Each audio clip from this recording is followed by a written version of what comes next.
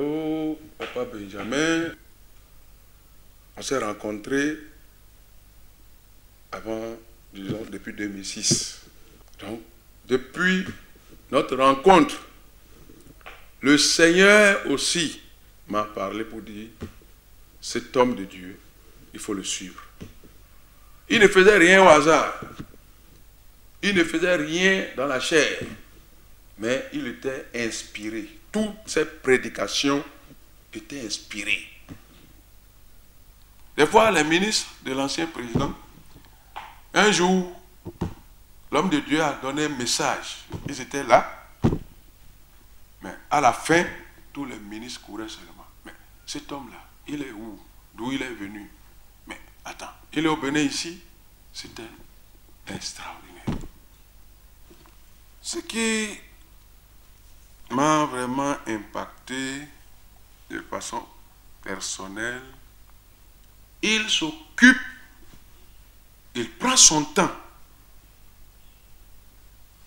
son énergie, même des fois ses moyens financiers pour assister ces brebis.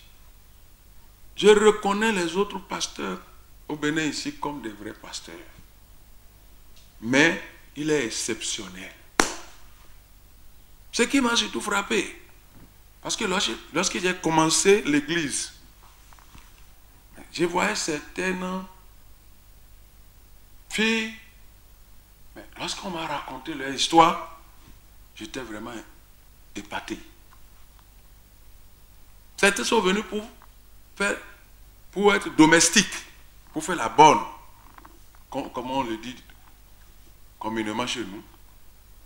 Mais l'homme de Dieu a dit non, il ne peut pas avoir bonne chez lui. Et il les a mis à l'école.